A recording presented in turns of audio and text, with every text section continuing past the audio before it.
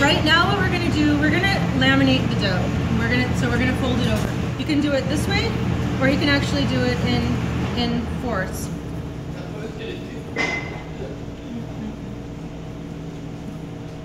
Like this. So either way, it's okay. It depends on your dough and it depends on the shape.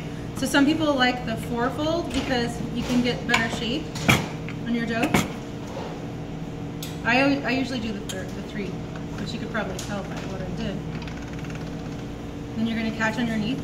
Pasta is definitely a 2 to 3 person job. So I'm just going to do 3 again. This helps to knead your dough. This is going to help you have a kind of more supple product in the end.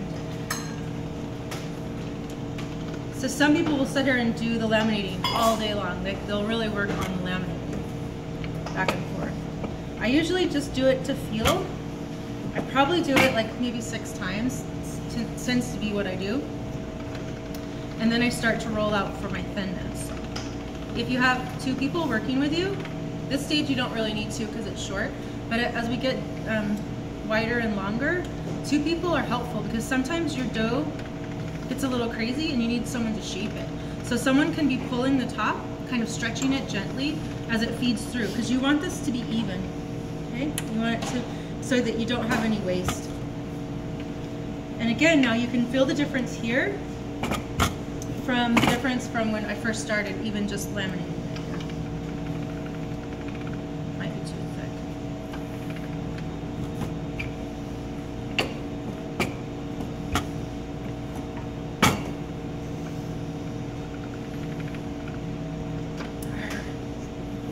So see what's happening? It's not feeding into the rollers.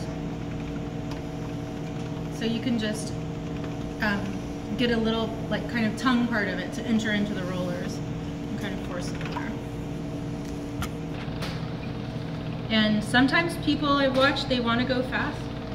You want to go pretty slow. You don't want your dough to rip. So you want to keep it, it's not a race, okay?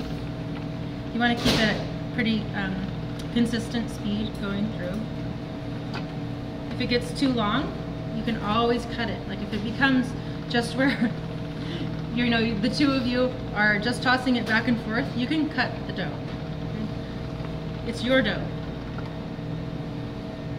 So do you ever start with this end then, since that was the part that was last time? I was asking, does it make a difference? I don't think so. So I think a lot of people want to think that all these little things make a huge difference, but I don't think they make a noticeable difference. So you can find your own. You know, find what you like to do. It's easy to make pasta, huh? It's easy. 1 egg pasta, this will feed 4 people. You can even roll it out by hand.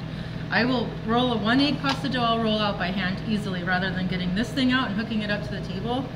I much rather. This takes maybe 5 minutes to roll it out. Okay, I'm gonna go ahead and go down to 5. What I'm looking for now when I'm rolling, I know from doing, I usually want to take this to a 6. But what I'm looking for is I want to be able to see through the dough. Paul, I'm going to need your help. So can you turn the knob or can you catch? Either one. Other way, yeah. Good.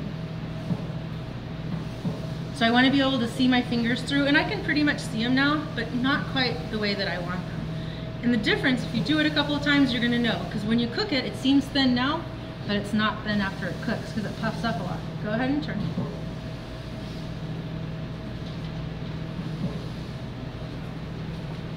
With our spinach, we need to go even thinner because that's going to be 2 pieces of pasta on top of each other.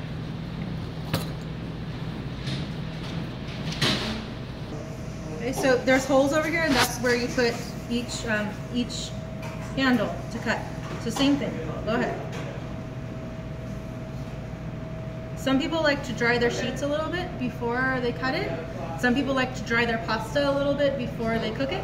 I usually don't. I wrap mine in a nest with some cornmeal. Oh, they're right here.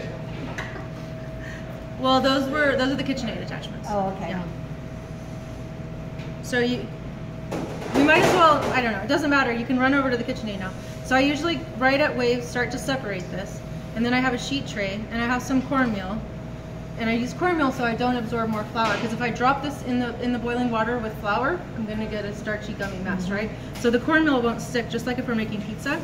So I just make a little nest, make sure I've spread it all with cornmeal, and keep it just like that on a sheet tray. Okay, everyone got that?